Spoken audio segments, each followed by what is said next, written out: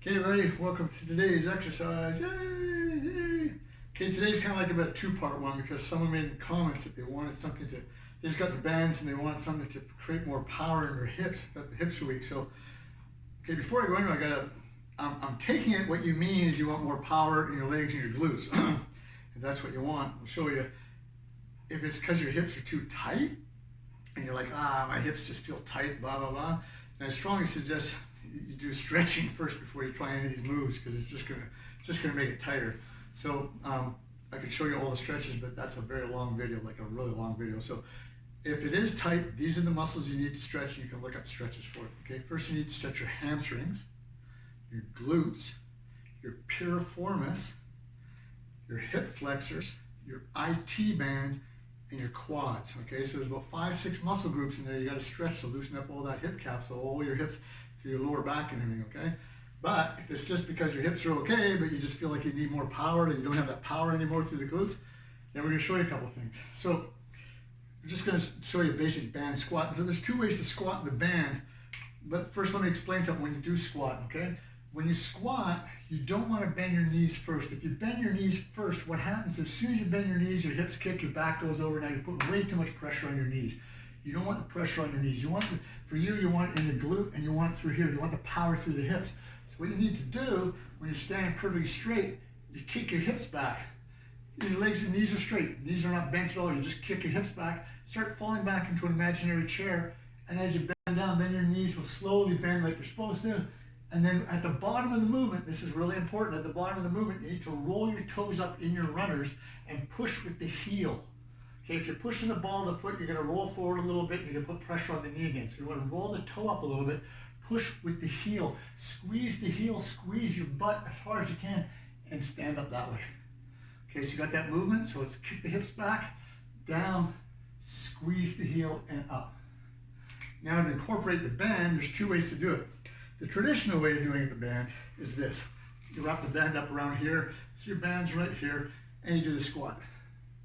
Now the problem with that, and the problem most people find, is that there's no tension at the bottom of the movement. So you come down to here, there's no tension, finally tension hits about the half point, right through. So most people don't like it, they don't do it. So, but what I did, and what we did to fix that, is you grab it in the middle. And to get more tension, you get back a little bit. Sorry for the rough videos, guys. Back a little bit. So what you're going to do is you're going to grab, I like to grab with my left hand, right underneath the handles. So you're just here. So when you go down, what you do is you take your right free hand and you grab the bands way down low, like way low, so you got to actually squeeze the bone. Now you got tension right at the bottom of the movement. And you start coming up, squeeze, and when the band lets go, just let go and stand up, still holding on with the left. Keep your form, and kick your hips back, go down as you get down to the bottom, grab both bands with the other hand, squeeze through the heel, stand up and let go. Yeah, exactly. One more time, just on the side movement. So you kick your hips back, come down in the movement, keep your head nice and straight, your back as straight as you can, grab the bottom of the bands here, squeeze up, and hold on right there. Cool, so for the person who wanted their hips a little bit powerful, that'll work. So now for the exercise of the day. So this is really good if any of you ladies watching, hope your women are watching. This is a tricep kickback. Now I know you've probably done tons of kickbacks, and you find they really don't help you with that one bit of arm that you're always trying to get rid of. The reason it doesn't work, traditional kickbacks, is because they don't incorporate all the heads of the tricep. In other words, tricep, 3 heads. So you have your long head, your medial head, and the one everybody forgets about is that inside head right there. And that inside head right there is the one that controls your flapping. That's the one you need to develop to burn the fat around that area. You won't burn the fat just kicking these ones. You'll burn the fat here.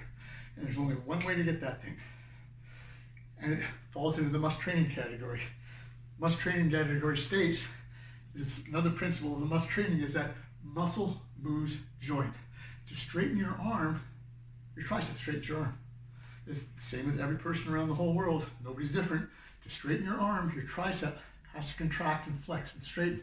So what you're trying to do, instead of just throwing your arm out there and letting the tricep flop around and do what it has to do, you're going to make the tricep move. And there's a little trick at the very end that will actually get all 3 heads to kick in. Okay, so You can stand on your band. You want your band right under your toes. Get them right under your toes. Now, it all depends how much power you got. I mean, if you have lots of power, you grab it. If you want, you grab down low. The biggest part of this setup is your elbows stay high. Don't drop your elbows down here. If you drop your elbows here and try and throw, all you're doing is rolling your shoulder. You want your shoulder out of there. So you get your elbows up, you roll your shoulder blades together. You notice my shoulders kind of click in. Now I'm locked. Again, you're locked out. Now muscle moves joints. So you flex your tricep, you flex at the elbow and pull it back to the shoulder. That's what tricep does. So you start with the long head, squeeze at the elbow, start slowly going back.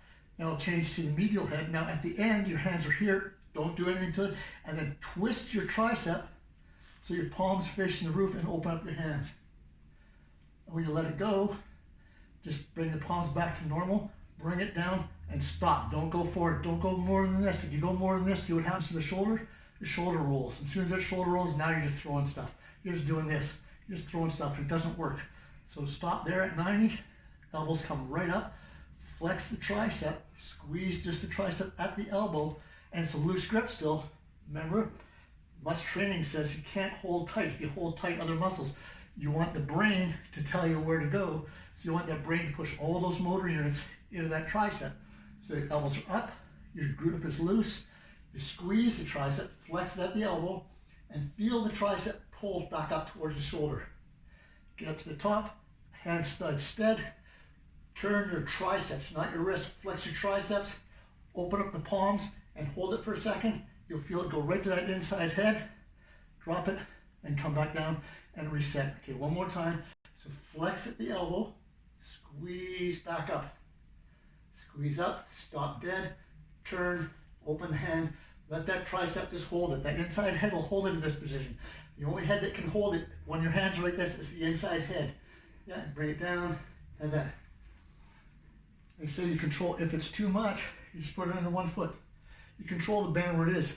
Even if you don't have bands, even if you're watching this and you go, well, I don't have bands, I don't have any weights, I'm telling you right now, if you take it here and have an open hand and you drop in and flex as hard as you can to straighten your arm and turn it up, you can get just as big a pump. And what this does, without having weight, is you really have to concentrate where the muscle is. So if you keep closing your eyes, close your eyes and dig in there and find that muscle.